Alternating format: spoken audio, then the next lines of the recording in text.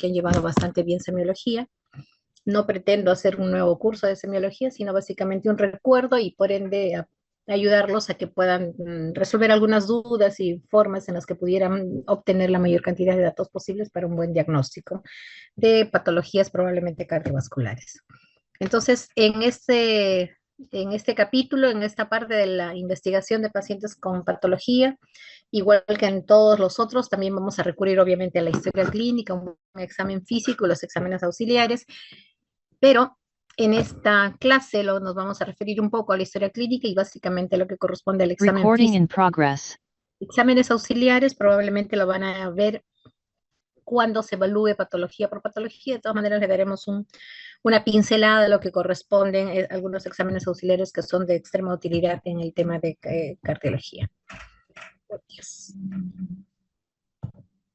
Ok, entonces vamos a empezar, como digo, con el tema de la historia clínica y el examen físico.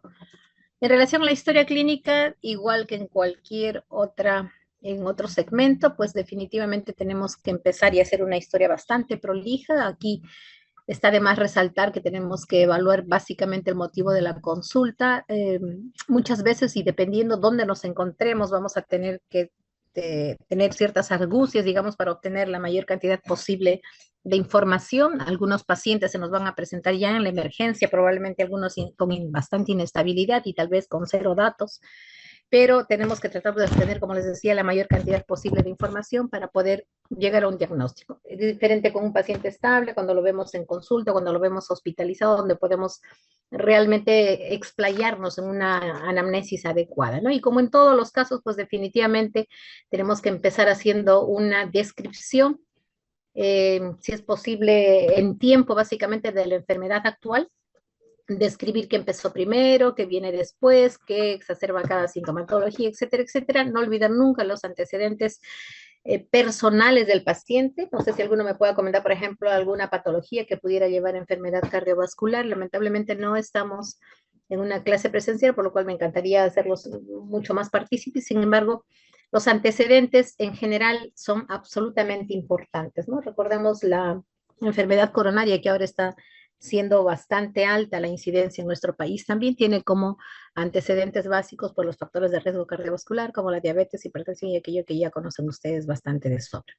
En cuanto a las patologías, en general, hay enfermedades de otras afectaciones que pueden afectar también el corazón. Se me ocurre en este momento, por ejemplo, la artritis reumatoidea u otras patologías generales que pudieran también llegar a afectar el corazón.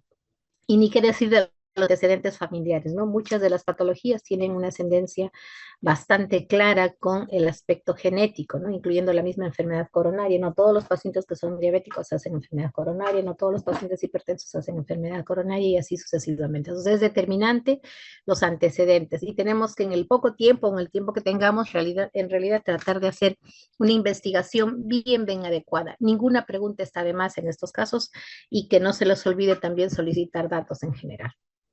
Vayamos a revisar los síntomas por los cuales acuden los pacientes a consulta del cardiólogo o nos hacen consultas también como interconsultas estando en un hospital, ¿no? El dolor torácico es tal vez la causa más frecuente ahora a la luz de la incidencia de patología que vemos en los hospitales. La disnea, ortopnia y todo aquello que corresponde al síndrome de insuficiencia cardíaca, lo mismo que fatiga, palpitaciones, edemas, etcétera, etcétera, y todo lo que mencionamos aquí. Muchos pacientes inclusive vienen en estado totalmente asintomático y felizmente ya en los últimos años se ha estandarizado, digamos así, la posibilidad de chequear a los pacientes en muchas empresas antes de empezar a trabajar o son chequeados de acuerdo al tipo de labor que realizan, etcétera, etcétera. Y estamos hablando generalmente de pacientes totalmente asintomáticos, ¿no? Y, oh sorpresa, resulta que encontramos patologías que no tenían ni idea que las tenían. Entonces, muchas enfermedades cardiovasculares también pueden cursar totalmente sintomáticas hasta estadios bastante avanzados de la enfermedad. Por lo tanto, no está de más incitar a que las personas en general se hagan un chequeo cardiovascular, aunque en realidad no sientan ningún síntoma, ¿no? En este caso es muy preferible prevenir el problema, tratar las posibles, los posibles factores que puedan llevar a una enfermedad cardiovascular que esperar a que el paciente realmente tenga ya síntomas.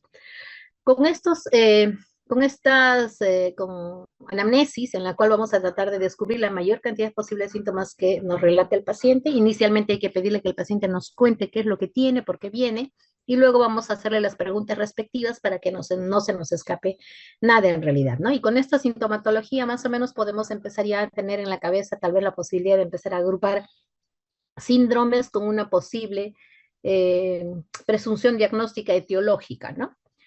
¿Listo? Entonces, en relación a lo que es cada síntoma, tenemos, vuelvo a repetir, que ser bastante prolijos en su descripción. Y les traigo, por ejemplo, un cuadrito aquí en relación a lo que es dolor torácico, porque muchas veces no es necesario ni siquiera tocar al paciente para tener una idea de la probable etiología del dolor. Por lo tanto, es importantísimo que con esta sintomatología en particular seamos bastante precisos en pedirle al paciente que nos describa qué tipo de dolores, qué características tiene irradiación, no tiene irradiación, qué factores lo desencadenan, cuánto dura, desde cuándo aparece, cómo ha evolucionado, etcétera, etcétera, porque todo ello nos va a llevar obviamente hacer una presunción diagnóstica. Y es importantísimo esto porque el dolor torácico no solo ocurre en enfermedades cardiovasculares, ¿no? Puede ocurrir en otro tipo de patologías, como patologías respiratorias, digestivas, musculoesqueléticas, neurológicas inclusive, o en una miscelánea en los cuales muchos pacientes vienen con dolor torácico y en realidad no hallamos nada y probablemente la etiología del problema sea inclusive de aspecto psicogénico o mental, ¿no? Entonces, es importantísimo, vuelvo a repetir, describir la característica del dolor. ¿Y para qué? Básicamente porque tenemos que estar siempre alerta de que no se nos vayan a escapar las causas potencialmente graves de dolor torácico. Dentro de las causas cardiovasculares de dolor torácico que pueden ser potencialmente graves, sobre todo cuando un paciente acude a emergencia, o acude por una situación aguda, la isquemia miocárdica, la cabeza en frecuencia puede ser potencialmente grave. Y qué decir el tema de una disección aórtica, en cuyo caso el tipo de dolor suele ser diferente. La isquemia, por ejemplo, obedece generalmente al inicio de algún esfuerzo y que ello va a desencadenar la angina miocárdica y provoque el episodio sindrómico agudo. A diferencia de la disección aórtica, cuya característica del dolor es más bien de inicio absolutamente súbito, porque lo que ocurre es ahí una ruptura de las capas de la aorta y no obedecen generalmente a una graduación en el tipo de dolor y generalmente no obedecen tampoco a esfuerzo necesariamente, ¿no? Hay otras causas potencialmente también mortales de dolor torácico, como el neumotórax, por ejemplo, la embolia pulmonar, y para poder hacer esta presunción diagnóstica también debemos de hacer una anamnesis adecuada y también sospecharlos, ¿no? O sea que cuando alguien me viene con dolor torácico, primero tener en cuenta que no necesariamente es corazón, pueden ser otras patologías, como les menciono aquí, y tener en cuenta particularmente que no se me deben de escapar las causas de dolor torácico que pueden ser potencialmente graves.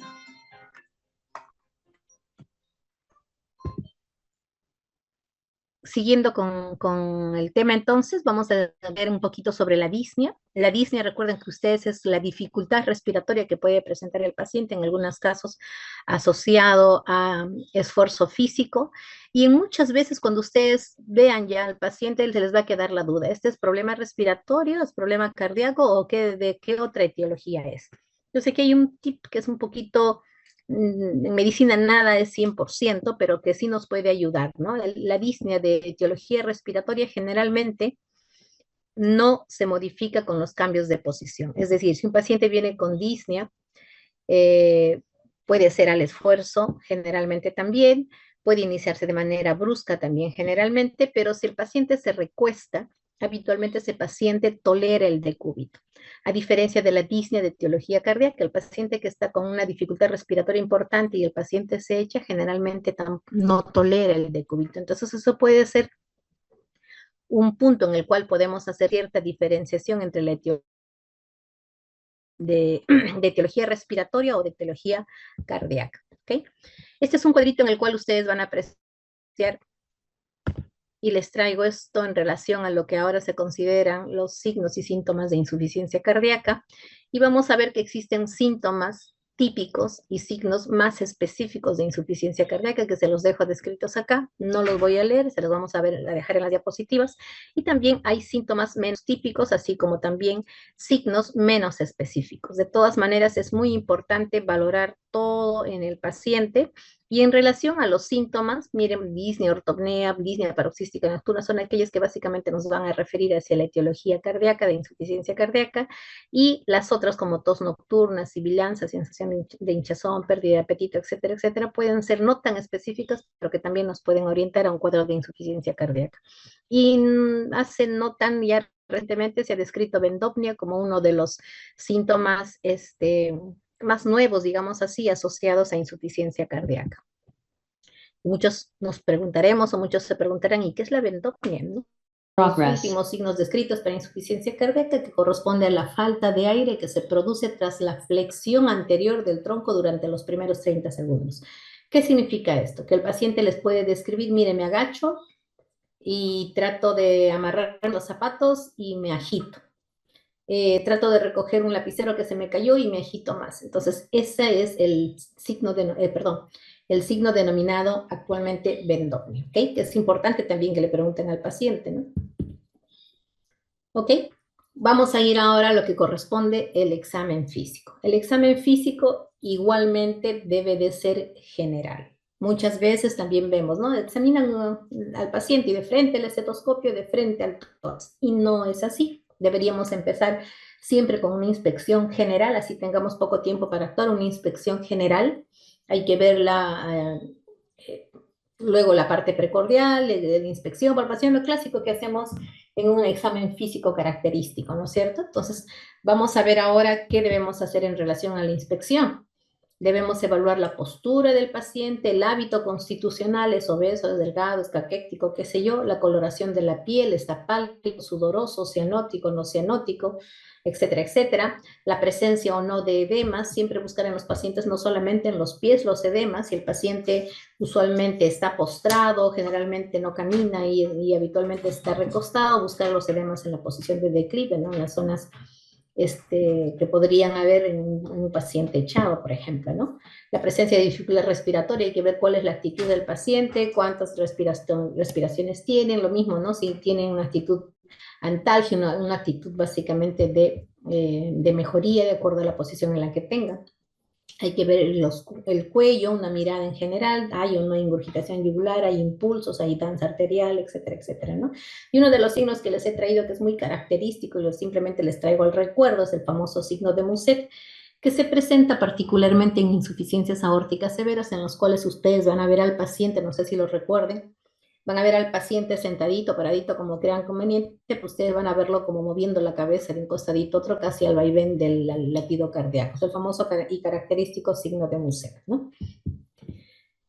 Por ejemplo, es un paciente característico, es una imagen que siempre la pongo porque data de ya muchísimo tiempo, pero me encanta porque en realidad sí describe mucho, ¿no? La cara del paciente describe una agonía, una dificultad respiratoria importante y la posición en la que está el paciente denota pues que tiene una dificultad respiratoria importante, probablemente adopta esa posición porque no puede estar recostado.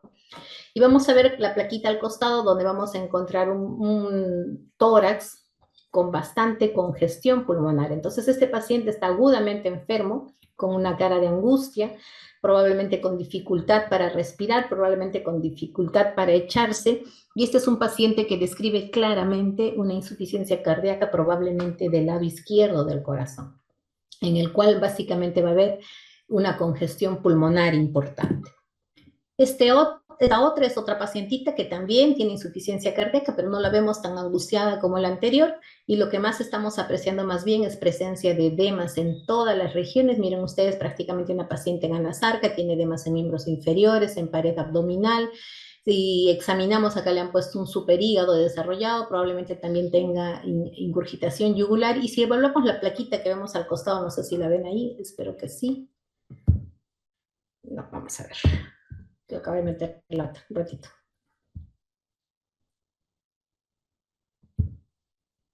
No sé. Me he salido de las diapositivas. Un segundito. Pues, ahora sí. Creo que está mejor, ¿no? Ahora sí. Sí, ahora sí. Bueno, Como les decía, entonces, esta paciente lo que vamos a observar básicamente es un tema de una insuficiencia cardíaca derecha, ¿no? Y la placa radiográfica que he colocado al costado, ustedes van a ver un tórax probablemente también con un corazón bastante grande y donde hay predominantemente crecimiento de cámaras derechas. Una gran aurícula derecha, pero como vamos a ver, casi no hay tanta congestión pulmonar. Entonces, característicamente, esta paciente tiene básicamente una falla cardíaca de etiología derecha del corazón, ¿no? Pero no es todo pues tan fácil, solo izquierdo, solo derecho. En realidad, en la mayoría de pacientes vienen con insuficiencias cardíacas mixtas, en los cuales vamos a encontrar disnea con congestión pulmonar y también presencia de edemas, ¿no? Dependiendo de la etiología del problema. Otros casos vamos a encontrar pacientes totalmente caquécticos con historia de insuficiencia cardíaca, en los cuales ya por el hecho de encontrarlos como tal, probablemente vamos a presumir o entender que es un paciente que ya está en estado terminal o con una insuficiencia cardíaca bastante avanzada, la cual ya ha provocado lo que estamos observando en el paciente, realmente una caquexia importante. Debemos observar también minuciosamente la piel, la característica de la piel, no solamente para la presencia de cianosis, sobre todo en niñitos es muy característica, es importante, perdón, buscar la presencia de cianosis, sobre todo de etiología central, donde debemos de ver y analizar claramente sus mucosas, ¿no? Este es un chiquito con una mucosa bastante cianótica, oscura, lo cual nos refleja probablemente la posibilidad de una patología congénita cianótica, ¿no? Que suelen ser bastante complejas e importantes. En los adultos o en personas ya mayores debemos de buscar los dedos siempre, estos famosos dedos en palillo de tambor que describen un problema crónico también de larga data con compromisos relativamente importantes del corazón en los cuales probablemente no haya una oxigenación adecuada de los tejidos y eso va a provocar esas características de los dedos típicamente. La presencia de edemas, como hemos dicho, hay que percibir si son edemas blandos o no lo son, hasta dónde llega, en qué tiempo empieza, la característica ingurgitación yugular en un paciente que se debe de evaluar básicamente en posición de 45 grados, en un ángulo de 45 grados, y si persiste la ingurgitación yugular, definitivamente es una ingurgitación yugular positiva, ¿no? Esta pacientita es una paciente de mi servicio, del hospital, que fue evaluada hace unos meses atrás. Es una paciente relativamente joven, de 21 años, y me he atrevido a ponerle sus imágenes para que ustedes observen cómo puede haber una danza arterial importante. Esta paciente es una paciente puérpera inmediata, que nos llamaron en la UCI en el periodo postoperatorio inmediato, y vamos a observar que tiene una dificultad importante, una dificultad respiratoria importante, ¿no? Con esa presencia de saltos de danza arterial importante, ¿no? Y prácticamente todo el tórax está hiperdinámico. La misma pacientita. Igual, acá lo que quería que aprecien es también que es una paciente bastante adelgazada, su mucosa ligeramente oscura, inclusive, bastante adelgazada, como les decía, es una paciente puérpera. Igual, la danza arterial importante desde otro punto de vista. El tórax hiperdinámico. Miren, porque prácticamente toda la zona precordial está hiperdinámica, como si estuviéramos viendo que el corazón estuviera bailando en relación a los latidos cardíacos. Entonces tenemos que en la inspección evaluar en el área precordial particularmente la posibilidad de impulsos cardíacos, que ya acaban de verlos, deformaciones, por ejemplo, también, que pueden ir asociados o no a patología cardíaca. Está la misma pacientita que quiero que observen en este caso y puedan ustedes describir la danza arterial igual. Miren dónde está el choque de punta, ¿no? Prácticamente en la línea axilar anterior. Observen bien, por favor. Quisiera que puedan apreciar. Se ve el choque de punta claramente, el impulso ventricular izquierdo, además de todas las otras características que ya hemos descrito. Y si ustedes fijan dónde está el choque de punta, vamos a contar en la imagen, en la imagen fija, que debe de estar segundo, tercero, cuarto, quinto, sexto, séptimo u octavo espacio intercostal. Realmente un corazón tremendamente dilatado, con un impulso ventricular izquierdo tremendamente desplazado y con una danza arterial importante. En una paciente que acaba de dar a luz y que a pesar de eso está bastante adelgazada y bastante comprometida. Estas son las deformaciones que les quería enseñar. Un paciente que tiene un tórax en quilla, no siempre se asocian a problemas cardíacos, pero en algunos casos sí, hay que observar todo ello, ¿no? Luego de la observación vamos a ir directamente a la palpación del precordio, básicamente, pero no solo es el precordio lo que debemos de palpar, sino también evaluar característicamente los pulsos, ¿no? Los pulso venoso, el pulso arterial y obviamente medir también la presión arterial. ¿Cómo debo de empezar evaluando la región precordial? Tengo que poner mis deditos a nivel de la punta del corazón. La punta del corazón habitualmente se encuentra en el quinto espacio intercostal, línea medio clavicular, es la posición habitual de la punta del corazón y se debe de palpar con los pulpejos de dedos como estamos viendo en la imagen. Si no lo palpo aquí, tengo que ir corriendo, como en el caso anterior, a ver hasta qué lugar podría estar desplazado. En esta segunda imagen estamos observando la posición de la mano, sobre todo de la palma que debe de colocarse a nivel de la región esternal, más o menos hacia el lado derecho, tratando de percibir la posibilidad de un impulso, y esta es la forma en la cual debo yo de buscar el impulso ventricular derecho. El hallazgo del impulso ventricular derecho es como sentir que algo me toca la palma de la mano en esa posición, y si lo percibo, significa crecimiento ventricular derecho. Habitualmente no se debe de percibir nada, lo cual indica pues que obviamente no hay crecimiento de cámaras derechas. Los pulsos, como ven aquí, siempre con el pulpejo de los dedos, y buscar todos los pulsos que sean posibles, compararlos. Miren cómo tengo que evaluar los pulsos carotidios, el braquial, el radial, el femoral, el popliteo, etcétera, y compararlos en la simetría de ambos, ¿no? Es importante hacer este examen adicional. Esta es la misma pacientita que les enseñé hace un rato y van a observar, ojalá que puedan apreciar a través de la imagen. No sé si pueden observar que en la uña de ella hay una especie de un saltito, miren ustedes, como que se prende como una lucecita que aparece y desaparece, se pone más blanco por momentitos siguiendo el impulso cardíaco, y este es el famoso y denominado signo de Quinqué. Y como ustedes hacen más caso a la internet, les he traído una imagen de TikTok para que puedan apreciar mejor, que lo vamos a ver en este momento. El signo de Quinqué, ¿no? Escúchenlo, por favor. Signo de Quinqué.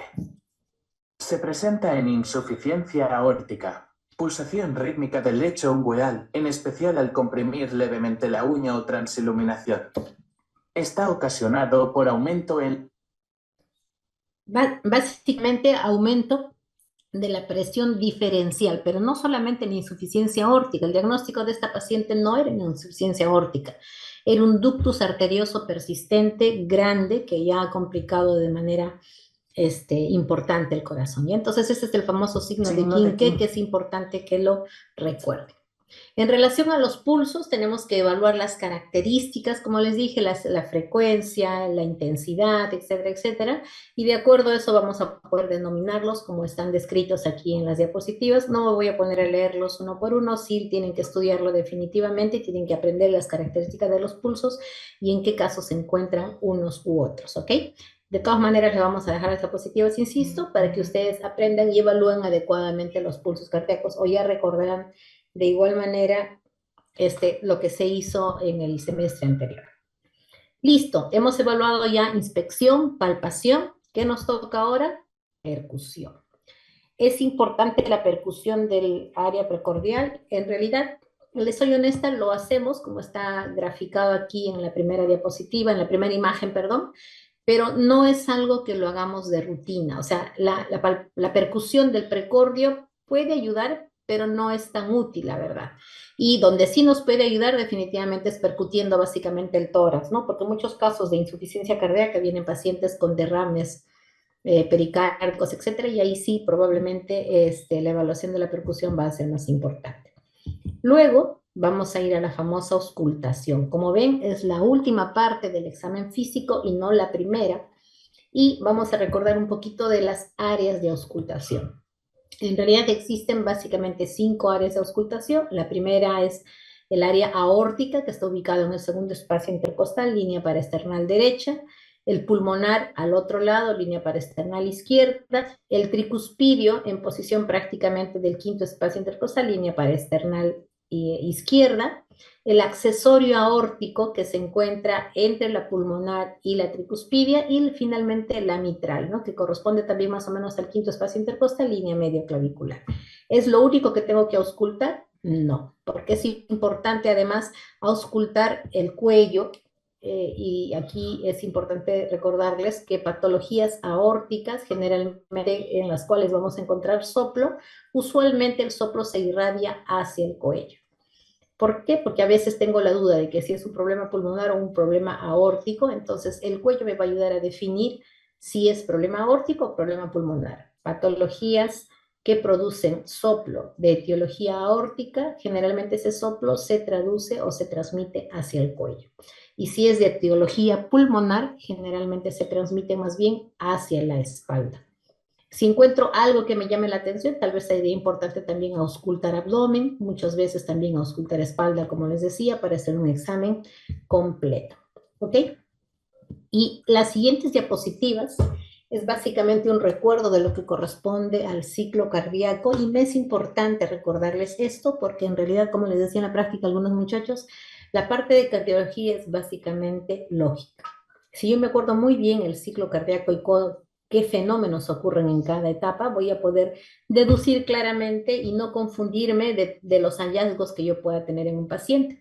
Entonces, las fases de la diástole es importante que recuerden que es en la primera parte la relajación isovolumétrica, luego el llenado precoz, la diástasis o llenado lento, ¿no? Que corresponde a la fase en la cual las aurículas se van a terminar de contraer, o empezamos diciendo que la relajación isovolumétrica no hay cambio de volumen, el llenado precoz ocurre por cambio de presión, básicamente las aurículas se llenan y se llenan bruscamente los ventrículos, se abren las válvulas mitral y tricúspide, luego hay una diastasis de llenado lento, termina de pasar por cambio de presión esa parte y finalmente termina contrayéndose la aurícula izquierda. Entonces vayamos a ver en imágenes lo que acabo de mencionar, el llenado rápido por aumento de presión en la aurícula izquierda, termina abriendo las válvulas, ocurre el llenado rápido, ¿no? Llenado rápido, se cierran las válvulas, una fase de contracción isovolumétrica en cuya etapa no hay cambio de volumen en las cámaras cardíacas,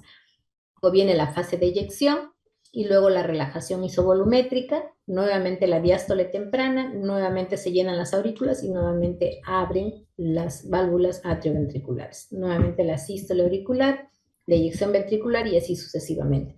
Esto que está graficado de esa manera, repito, tiene la función básicamente de traerles al recuerdo todo lo que ocurre en el ciclo cardíaco para que les facilite y puedan entender mejor todos los fenómenos que podamos encontrar en el hallazgo del examen físico. Entonces, las fases de la sístole, la contracción isovolumétrica y básicamente la eyección. Ahora, de manera estándar, se ha dividido la fase sistólica en 3 etapas, la proto, la meso y la telesístole. ¿Okay? Esto en imágenes para que lo tengan más claro. Se abren las válvulas, dilatación, fase isovolumétrica, eyección, ¿no? El ciclo cardíaco.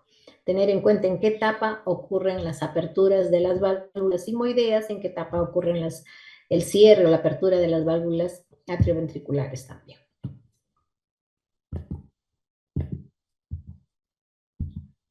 Ok, y ahora revisemos en qué momento ocurren los ruidos cardíacos. El primer ruido cardíaco que es el cierre de las válvulas atrioventriculares. ¿Cuáles son las válvulas atrioventriculares? La mitral y la tricúspide. Entonces, el cierre de las válvulas mitral y tricúspide producen el primer ruido cardíaco. El segundo ruido cardíaco es el cierre de las válvulas sigmoideas, ¿no? Se cierran la aorta y la pulmonar, producen el segundo ruido cardíaco. El tercer ruido cardíaco, que en algunos casos puede ser normal, pero generalmente es patológico, ocurre por un problema del llenado ventricular. Generalmente ocurre en un corazón dilatado o con problemas a nivel del ventrículo izquierdo y la vibración de la sangre en el momento del llenado produce ese sonido que corresponde al tercer ruido cardíaco. Y el cuarto ruido cardíaco ocurre por una sístole auricular generalmente patológica. Las aurículas se contraen con más fuerza y esa fuerza produce un ruido denominado cuarto ruido cardíaco. El tercer y cuarto ruido pueden ser normales, sí, en algunas condiciones específicas, pero generalmente suelen ser patológicos. Entonces, primero, segundo, tercer y cuarto ruido es lo que podemos hallar. Lo normal es encontrar básicamente primer y segundo ruido. Yo tengo que escuchar las características de ambos, ¿no? Cómo están disminuidos, aumentados, desdoblados, etcétera, etcétera, y es importante precisar esos detalles. Cuando encontramos la presencia de tercer ruido, hemos dicho que era básicamente por un problema del llenado a nivel de los ventrículos, sobre todo el ventrículo izquierdo, entonces eso se denomina galope ventricular. Y si encuentro cuarto ruido, se denomina galope auricular. ¿Ok? Y recordemos entonces qué es un soplo. ¿Cómo es que se define un soplo cardíaco? Un soplo cardíaco es la auscultación o es la manifestación sonora de una turbulencia que ocurre por alguna causa dentro del corazón. ¿Por qué puede ser? Por una apertura valvular reducida, por un cierre valvular incompleto, es decir, cualquier fenómeno que produzca turbulencia. Esta turbulencia se va a auscultar a través del estetoscopio generalmente manifestándose como la presencia de un soplo cardíaco. En algunos casos necesariamente va a haber patologías valvulares o shunts, a veces no. A veces la velocidad incrementada circulatoria, o sea, con procesos hemodinámicos alterados, también podría haber presencia de soplos, lo mismo que en un fenómeno de sobrecarga de volumen.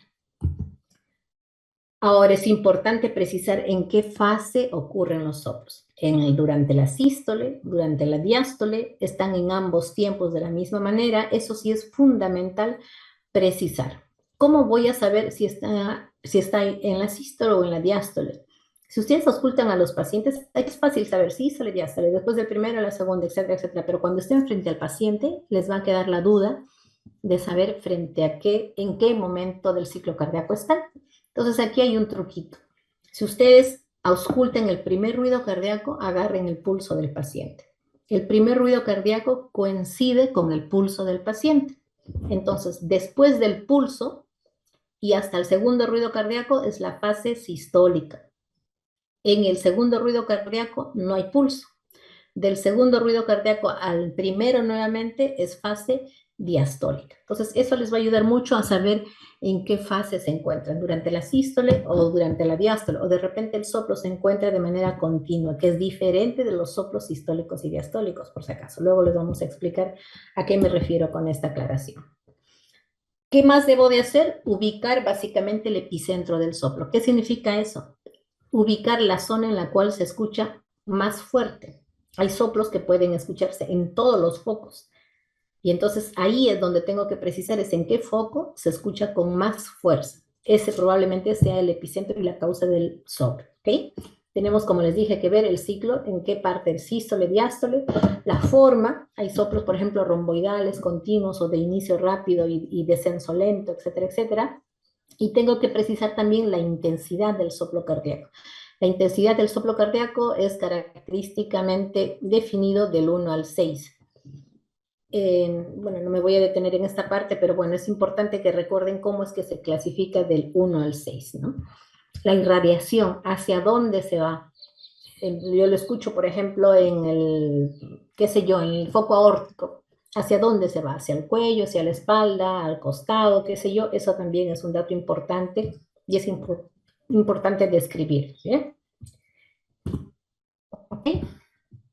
Aparte de los ruidos cardíacos, existen otros fenómenos auscultatorios que se definen y se describen como chasquidos de apertura, clic de eyección y frote pericárdico. Estos ruidos cardíacos definitivamente son patológicos. El chasquido de apertura se produce cuando hay lesión de las válvulas atrioventriculares, es decir, de la tricúspide y de la mitral, en el cual probablemente ha habido fusión con comisuras, es decir, hay una estenosis de las válvulas, pero con flexibilidad de las mismas, de tal manera que la apertura con una obstrucción de la válvula, pero en una válvula aún flexible, produce el chasquido de apertura.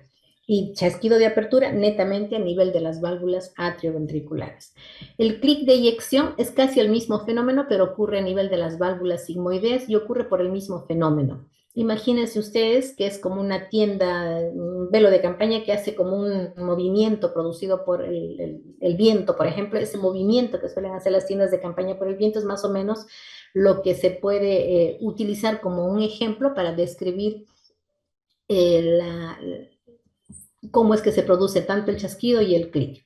Y el frote pericárdico definitivamente es otro fenómeno. Pues recuerden ustedes que el pericardio tiene dos hojas, la visceral y la parietal, y cuando están inflamadas y el roce de ambas produce un ruido característico, que es como cuando uno juega con el papel y lo estruja y empieza a hacer ese crujido es característico del frote pericárdico, que se escucha inicialmente en las fases iniciales de una pericarditis.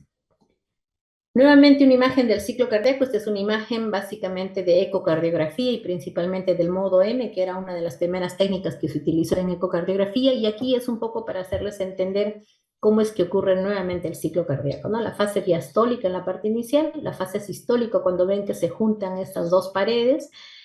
Si no se ubican bien, la parte de arriba es la pared del ventrículo derecho, cavidad ventricular derecha, septum interventricular es esta parte de acá, ventrículo izquierdo, pared posterior lo del ventrículo izquierdo. Entonces miren ustedes la fase diastólica y la fase sistólica. Y aquí unido al electrocardiograma vamos a ver que la onda P y el QRS en realidad mecánicamente están en la fase diastólica todavía. Ustedes me dirán, doctora, pero el QRS es despolarización ventricular, es sístole. Es cierto, pero los fenómenos eléctricos ocurren milisegundos antes de los fenómenos mecánicos. Por lo tanto, la onda P y el QRS todavía corresponden a la parte final de la diástole. Se despolariza el ventrículo izquierdo y ocurre la sístole. ¿Ok? Entonces, sístole, diástole. En morado, en amarillo y en rojo tenemos los gráficos de las presiones a nivel de la aorta en el caso del morado, a nivel del ventrículo izquierdo en el caso del amarillo y a nivel de la aurícula izquierda en la línea roja, ¿no? Entonces, durante la fase diastólica, ¿qué ocurre? Se llenan los ventrículos, se terminan de llenar, se cierran las válvulas auriculoventriculares. ¿Listo? Empieza la fase de contracción isovolumétrica, empieza a aumentar la presión a nivel de los ventrículos, vence la presión a nivel de la aorta, ocurre la fase de eyección, se cierran las válvulas sigmoideas, cae la presión a nivel del ventrículo izquierdo y nuevamente empieza la fase de la diástole. Entonces es importantísimo que ustedes recuerden este gráfico porque nos va a ayudar mucho también a precisar, por ejemplo, la ubicación de los soplos, la fase diastólica, ¿no? Lo que acabamos de hablar, ¿no? Y aquí vamos a tener, miren, en este gráfico ya hemos sacado toda la imagen anterior, la imagen de la ecocardiografía, y vamos a ver, como les decía, ¿no? ¿Dónde es que ocurre el primer ruido cardíaco? Hemos dicho que el primer ruido cardíaco es por el cierre de las válvulas mitral y tricúspide.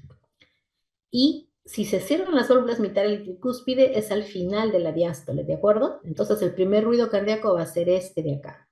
Se cierran esas válvulas, empieza a aumentar la presión nuevamente a nivel de los ventrículos, eyectan el volumen en los ventrículos, se cierran las válvulas sigmoideas y aquí es donde ocurre el segundo ruido cardíaco.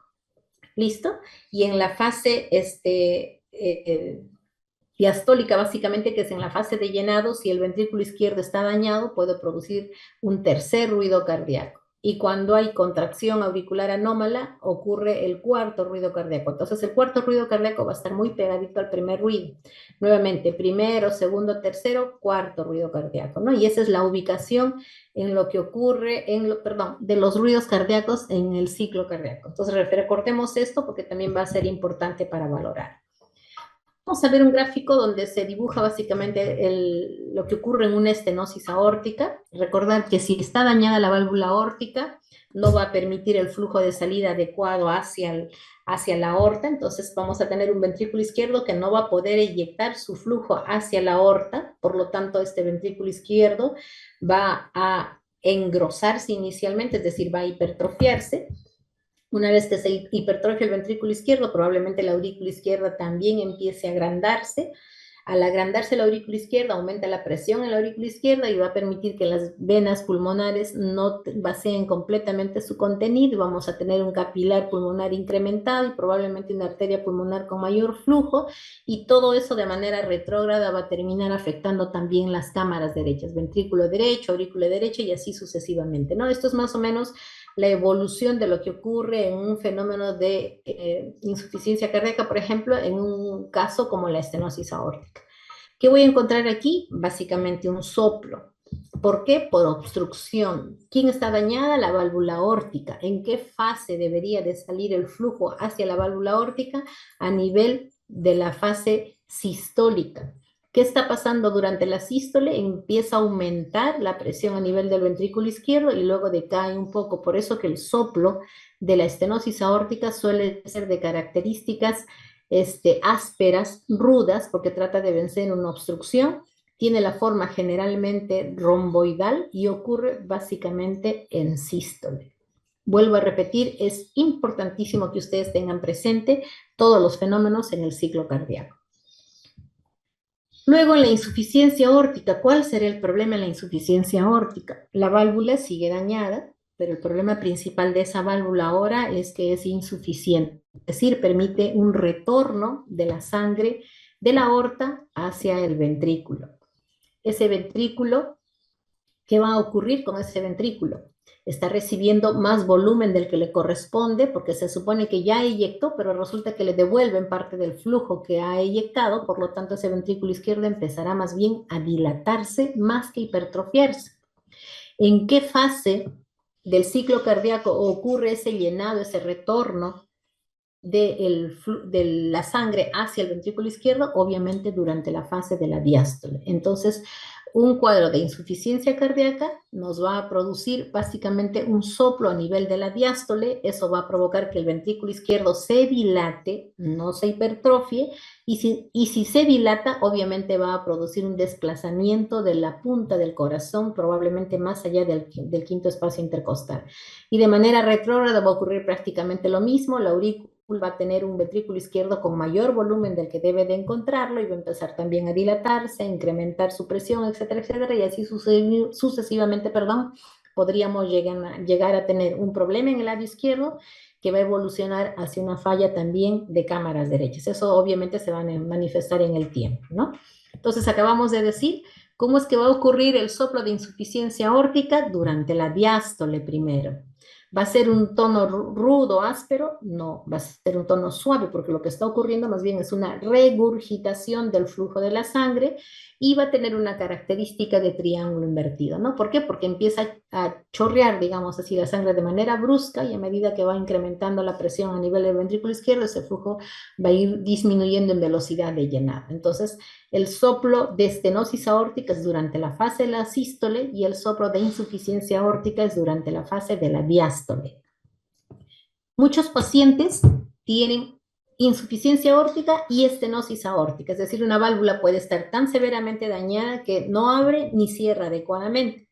Por lo tanto, voy a encontrar un soplo en fase de sístole y un soplo en fase de diástole. Esto se denominará un soplo continuo por ser en fase de sístole y en diástole. No, son dos soplos de características totalmente diferentes. ¿Cómo lo voy a describir? Voy a describir soplo sistólico eyectivo en foco aórtico y soplo diastólico de insuficiencia o regurgitativo también en foco aórtico, que es diferente de lo que es un soplo continuo, ¿ok? Durante la estenosis mitral, ¿qué ocurrirá? Ocurre un problema a nivel de la válvula mitral. Esa válvula no puede abrir adecuadamente, por lo tanto la aurícula izquierda no puede vaciar su contenido hacia el ventrículo izquierdo. ¿Qué va a pasar con esa aurícula izquierda? Obviamente, al no poder vaciar su contenido, va a empezar a crecer esa aurícula izquierda. ¿Qué le pasará al ventrículo izquierdo? ¿Qué creen? ¿Será hipertrofia? ¿Será dilatación? ¿Qué ocurrirá con este ventrículo izquierdo en una estenosis mitral? Si pudieran contestarme sería chévere. Pero bueno, ¿qué va a pasar con el ventrículo izquierdo? Nada, nada. Simplemente se queda ahí en su tamaño habitual. Lo que pasa es que no le llega el flujo adecuadamente. Eso no hace que decrezca, sino ni crece ni se hipertrofia. ¿Quién tiene el problema inicial? La aurícula izquierda. ¿Qué va a pasar primero? La aurícula izquierda crece tremendamente y la mayoría de pacientes con estenosis mitral a veces debutan con fibrilación auricular en relación al crecimiento importante de la aurícula izquierda. Esa aurícula izquierda no termina de recibir adecuadamente el flujo que viene de los pulmones, eso hace que se congestionen las venas pulmonares, el capilar pulmonar, y ese paciente con estenosis mitral probablemente el primer síntoma que va a hacer es disnea por congestión pulmonar. Y algunos pacientes, como les decía, vienen en taquicardia con palpitaciones porque Los pacientes que tienen dilatación de la aurícula izquierda generalmente pueden asociarse también a problemas de arritmia de fibrilación auricular. ¿Cómo va a ser el soplo de la estenosis mitral? Básicamente en fase diastólica. Será también un soplo rudo, áspero, porque tiene características de estenosis, de obstrucción, ¿no es cierto? Entonces es un soplo rudo y áspero. Si el paciente está todavía en ritmo sinusal, vamos a encontrar esta característica del soplo, ¿no? Inicialmente fuerte, que va decayendo, y cuando la aurícula se contrae, vamos a tener un soplo que se refuerza, digamos así. Pero esto ocurre solamente si es que el paciente aún está en ritmo sinusal. Si ya no está en ritmo sinusal, se pierde esta característica del soplo de estenosis mitral. En el caso de la insuficiencia mitral, ¿qué es lo que ocurre? En este caso, la válvula es insuficiente, valga la redundancia, y la aurícula izquierda vacía su contenido hacia el ventrículo izquierdo y el ventrículo izquierdo le devuelve la sangre a la aurícula izquierda. Entonces estamos en un juego en que yo te doy y tú me das. Y eso hace que no solamente la aurícula izquierda se crezca, sino también el ventrículo izquierdo. Y el ventrículo izquierdo, entonces, por recibir un volumen incrementado, porque le devuelve la aurícula izquierda y la aurícula izquierda devuelve a devolver el flujo incrementado al ventrículo izquierdo, entonces el ventrículo izquierdo empieza a dilatarse. Entonces, en la insuficiencia mitral vamos a encontrar un ventrículo izquierdo dilatado, lo cual probablemente vuelve a desplazar el choque de punta hacia el lado izquierdo. Vamos a encontrar una aurícula izquierda también crecida, y si esto persiste en el tiempo, nuevamente puede llegar a comprometer cámaras cardíacas derechas, perdón, y vamos a tener un cuadro no solamente de insuficiencia cardíaca izquierda, sino también un cuadro de insuficiencia cardíaca derecha. ¿Cuál es la característica del soplo de la insuficiencia mitral? ¿En qué fase se dará? Netamente durante la fase sistólica. ¿Qué características tendrá? Tendrá una característica más o menos suave, porque es un soplo regurgitativo, porque es un soplo de insuficiencia. ¿En qué fase? Durante la fase sistólica, es decir, entre el primer ruido y el segundo ruido cardíaco. ¿Ok?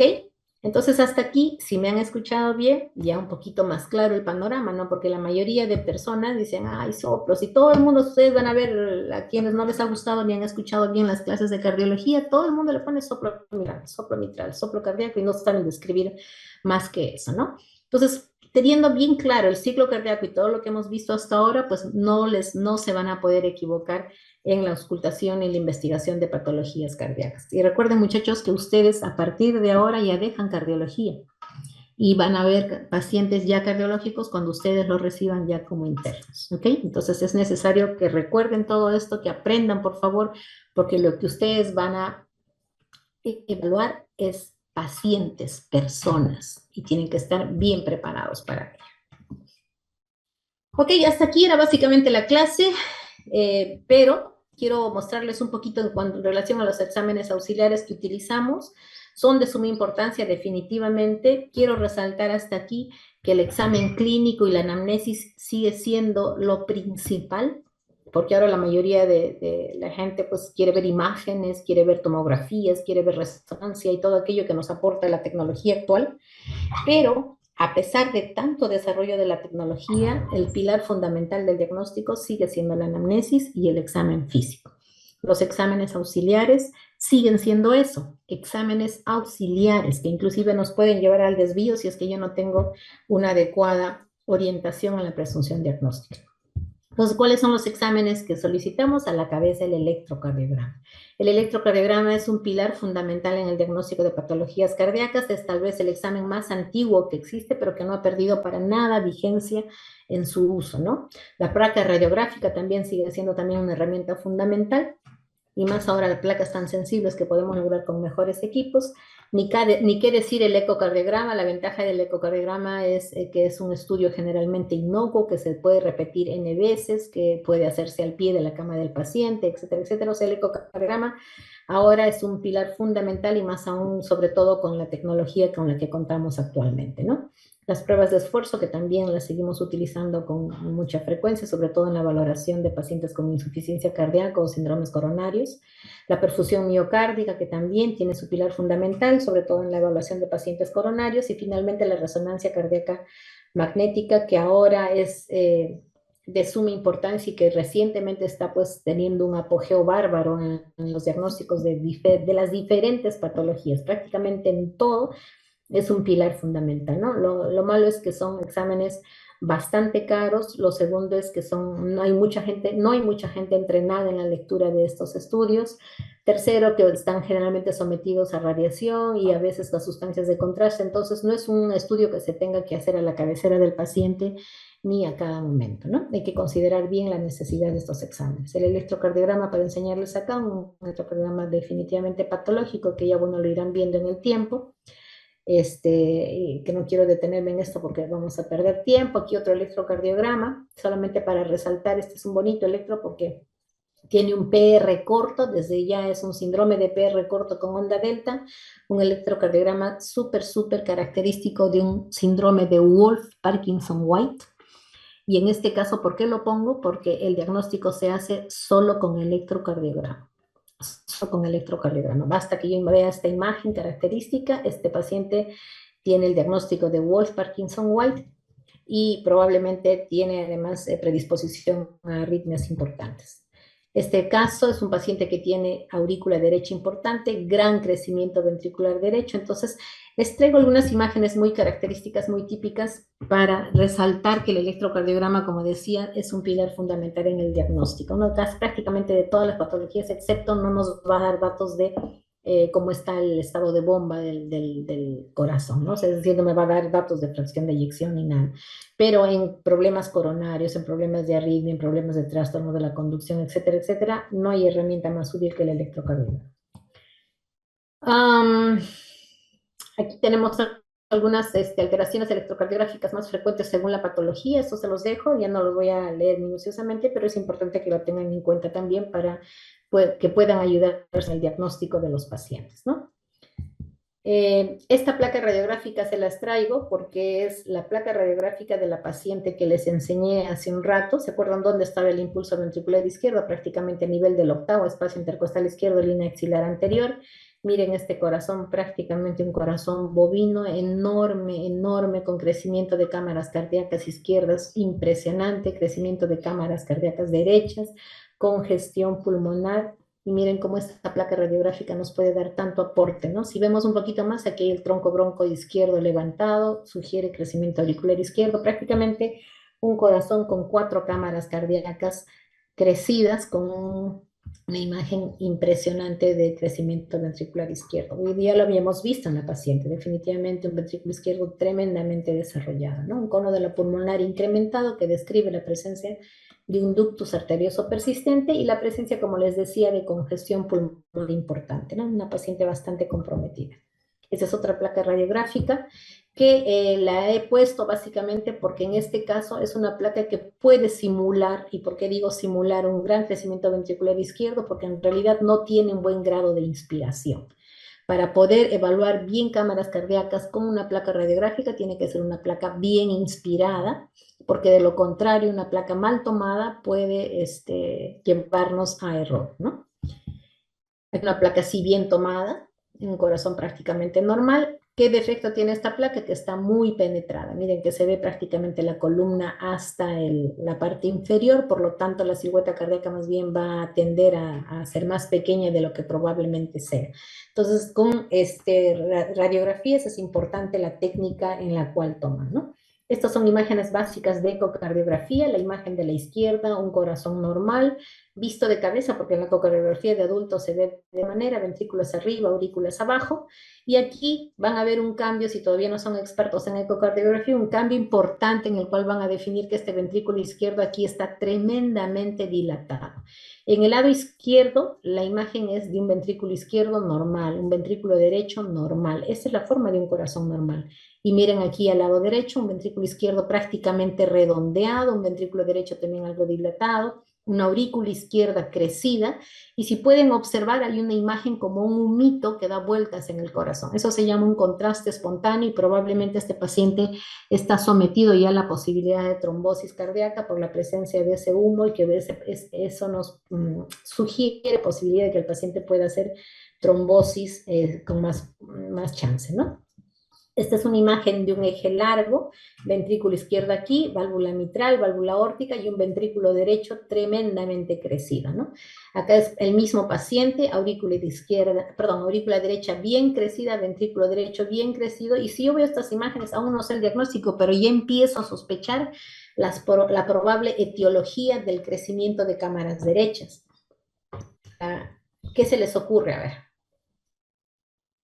Bueno, se me ocurre ahorita un crecimiento de cámaras derechas de repente, por ejemplo, por una comunicación interauricular. Estas imágenes ya son con Doppler. Aquí es una válvula aórtica, arriba ventrículos, abajo aurículas. Esta es la válvula aórtica esclerosada, calcificada, probablemente una estenosis muy importante que produce turbulencia más allá de la aorta y a su vez produce un chorrito que regresa, que produce un poquito de insuficiencia. Entonces la imagen característica de una estenosis aórtica con un poquito de insuficiencia. Aquí vemos nuevamente 4 cámaras, ventrículos arriba, aurículas abajo, crecimiento importante de cámaras izquierdas, dilatación de cámaras izquierdas y un chorro que regresa hacia la aurícula. Característicamente una insuficiencia mitral severa porque prácticamente choca hasta las paredes superiores de la aurícula izquierda. Insuficiencia mitral severa, crecimiento severo de cámaras izquierdas. Aquí utilizamos el Doppler para medir los flujos. Se nota aquí que hay una buena turbulencia a nivel de la válvula aórtica y acá una buena turbulencia a nivel de la válvula mitral. ¿Este qué es? Soplo sistólico de eyección, soplo sistólico de turbulencia áspera. ¿Y este qué es? Es un soplo sistólico de etiología más bien regurgitativa. Lo mismo, en este caso tenemos aquí la insuficiencia mitral, estos son ambos soplos, son regurgitativos o patologías regurgitativas, la insuficiencia mitral, lo mismo con dilatación como hemos visto, y aquí una gran insuficiencia aórtica. Ambos soplos probablemente sean de tonalidad básicamente baja. En estas imágenes, este es el septum interauricular, un corazón que está por esta imagen subcostal. Aquí está el hígado, aquí está el corazón, septum interauricular, comunicación interauricular. Comunicación interauricular. Acá tenemos ventrículos arriba, aurículas abajo, comunicación interventricular. Este es interauricular, este es interventricular. Aquí tenemos la aorta, la arteria pulmonar, y este es el famoso chorro de un ductus arterioso persistente que sí característicamente produce un soplo continuo. Este es el ductus arterioso persistente que produce básicamente un soplo continuo a nivel del foco pulmonar. Estas imágenes veas con ecocardiografía tridimensional, la cual ya prácticamente nos aporta pues datos importantísimos que le podemos dar al cirujano ya para que las cirugías sean mucho más precisas y adecuadas. Es una válvula aórtica, recuerden, válvula trivalva, generalmente trivalva.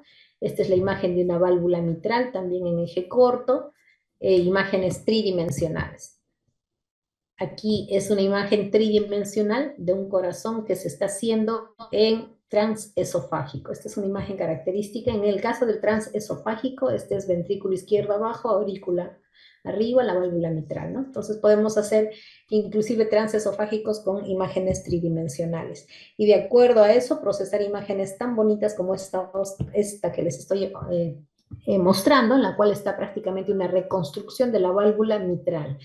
Estos datos son fundamentales para decirle al cirujano en caso de que requiera repararla, en el caso de que requiera cambiarla, etcétera, y podemos darle los datos muchísimo más precisos para la decisión quirúrgica o no que se tenga que realizar de acuerdo al caso del paciente. Esta es la cinecoronariografía o cateterismo cardíaco izquierdo, donde se pintan y se dibujan adecuadamente las diferentes arterias coronarias, fundamental en la evaluación de pacientes con sospecha de síndrome coronario o que hayan presentado síndrome coronario agudo, ¿no? Y estas son imágenes de la tomografía cardíaca. La tomografía cardíaca nos manda imágenes impresionantes del miocardio, de la posibilidad de que haya inclusive fibrosis a nivel de miocardio, de las válvulas, de las arterias coronarias. Podemos valorar inclusive obstrucciones a nivel de la válvula, de las arterias coronarias, etcétera, etcétera. Entonces, como les decía, la tomografía actualmente es una herramienta bárbara de diagnóstico, sin embargo, todavía no puede ser hecha por varias razones a discreción, que hemos dicho por los costos, por el uso de sustancias contrastes, por la radiación que produce, etcétera, etcétera, pero cuando es necesario hay que solicitarla definitivamente, ¿no? Acá, por ejemplo, la imagen de una tumoración en mediastino que está comprimiendo parte del ventrículo derecho. Imágenes donde podemos apreciar, por ejemplo, la presencia de cicatrices de un paciente que ha sufrido un infarto agudo de miocardio, ¿no? También nos aporta datos importantes desde ese punto de vista. Aquí la resonancia magnética, pues, mostrándonos una imagen de obstrucción cardíaca que se complementó con un estudio de cateterismo, donde también en la misma zona se observa una disminución del diámetro de la arteria, está probablemente la arteria descendente anterior, y que post procedimiento, miren cómo se puede llegar a recuperar enteramente el diámetro de las arterias. Entonces acá fue hecha con tomografía, aquí corroborada con el cateterismo cardíaco izquierdo o la cinecoronariografía, y acá ya post procedimiento en el cual se recupera tremendamente la luz del vaso, ¿no? Una imagen parecida, tomografía, obstrucción casi total de la luz del vaso. Aquí prácticamente un hilito pasa de la sangre a través de la descendente anterior, y nuevamente post-cateterismo, post-procedimiento probablemente de angioplastía, se recupera prácticamente totalmente la luz del vaso. En pacientes posoperados de igual manera, la resonancia cardíaca sigue siendo importante. Esta es la para valoración de pacientes también con estenosis, etcétera, etcétera. O sea, es datos ahora sumamente valiosos. Pero vuelvo a repetir, nos aportan muchísima imagen. Sin embargo, vuelvo a repetir que la clínica y el examen físico son determinantes para definir el diagnóstico de los pacientes. Creo que con esto más o menos he tratado de darles, como les decía, un pincelazo en relación a lo que son exámenes auxiliares y algunos tips que pueden servirles, para la evaluación de los pacientes con cardiopatía. Si hubiese alguna pregunta, por favor, con mucho gusto para resolverlas. ¿O ya se fueron todos? Hola, ¿están todavía? Todo claro, doctor. Ya que Todo estamos. claro, doctora. Todo claro, doctora. Todo claro, doctora. Listo, chicos, espero que les haya sido útil. Me hubiera gustado que sea mucho más interactiva, pero lamentablemente no se puede con este tipo de clases que son por tema virtual. Gracias a todos ustedes, gracias por la paciencia y será hasta la próxima. Recording Gracias. stopped. Hasta luego. Hasta luego, doctora. doctora. Hasta luego. Gracias. Gracias, doctora. Gracias, Luego, doctora. doctora.